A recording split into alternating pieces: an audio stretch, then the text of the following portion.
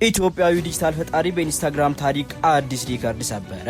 አንድ ቪዲዮ ብቻ በአንድ ሌሊት ያልተጠበቀ ለውጥ አመጣ። ኢትዮጵያዊው የማህበራዊ ሚዲያ ፈጣሪ ቃሉ ቲክ በኢንስታግራም ላይ አስደናቂና ታሪካዊ ስኬት አስመዝግቧል። ቃሉ በመጀመሪያ 1 ሚሊዮን ተከታዮቹን ለማክበር ዝግጅት ላይ ነበር።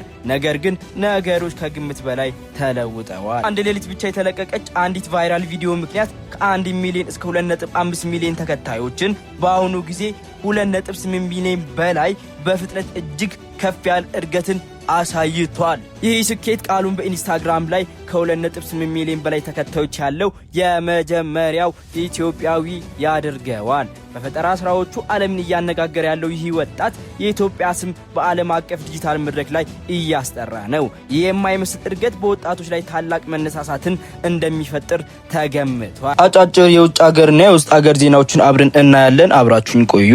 ትራምፕ የዓለምን ፖለቲካ የሚያናውጥ ማስጠንቀቂያ ሰጡ። በኢትዮጵያ ደግሞ አዲስ የሥራ ሕግ ወጥቷል። 5 ቀን ከቀሩ ስራውን ሊያጡ ይችላሉ። እንዲሁም በትራንስፖርት ዘርፍ የተፈጸሙ አስገራሚ ዘረፋ ተጋልጧል። ዛሬ የምናያቸው እነዚህን 4 ትኩስ መረጃዎች ነው። እስከ መጨረሻው አብራችሁን ቆዩ።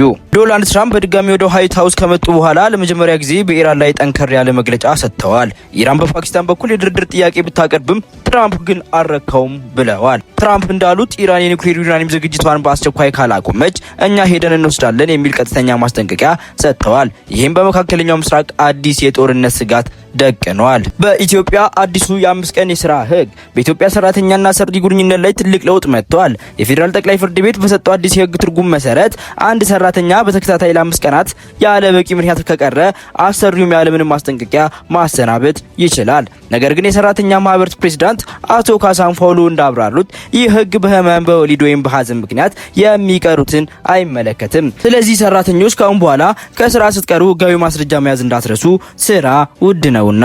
የኤሌክትሪክ አገልግሎት አዲስ አማራጭ። የኢትዮጵያ ኤሌክትሪክ አገልግሎት አዲስ ደስ የሚል ዜና ይዞ መጥቷል።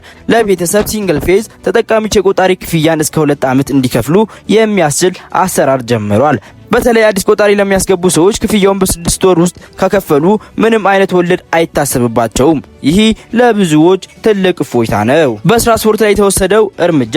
በትራንስፖርት ዘርፍ ህገወጥ አሰራር ላይ ጠንከር ያለ እርምጃ እየተወሰደ ነው። በአንድ ክልል 1300 ብር መሆን የነበረበትን ታሪፍ 4100 ብር እያስከፈሉ አካላት ተይዘዋል። ከ100 መንገደኞች ላይ ብቻ 410 ሺህ ብር በላይ በህገወጥ መልኩ ተሰብስቧል። በተጨማሪም 44 ሰው መጫን ያለበት አውቶቡስ 77 ሰው ጭኖ ተገኝቷል። መንግስት በእነዚህ ላይ ከባድ ቅጣት እያሳለፈ ነው።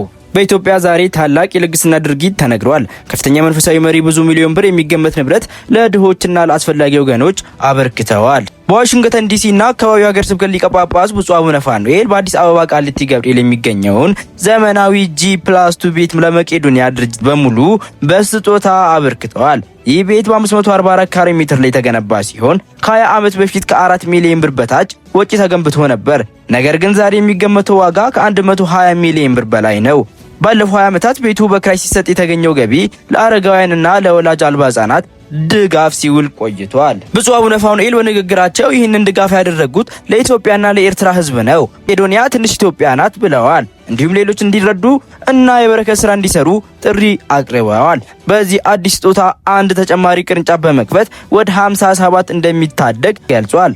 የቤቱ ርክክብ እሁድ ግንቦት 2 ቀን በቃሊቲ ገብርኤል ይካሄዳል። የሚዲያ አካላትና ደጋፊዎች እንዲገኙ ጥሪ ተደርጓል። ይህ ተግባር የርህራሄና የልግስና ታላቅ ምሳሌ ሲሆን ሌሎችንም ለማገዝ እጃቸውን እንዲዘረጉ የሚያነሳ ነው። የዛሬዎቹ ዋና ዋና መረጃዎች እነዚህ ነበሩ። መረጃው ጠቃሚ ሆኖ ካገኛችሁት ለጓደኞቻችሁ ሼር አድርጉት። ለተጨማሪ ትኩስ ዜናዎች ፎሎ ማድረጋችሁ እንዳትረሱ።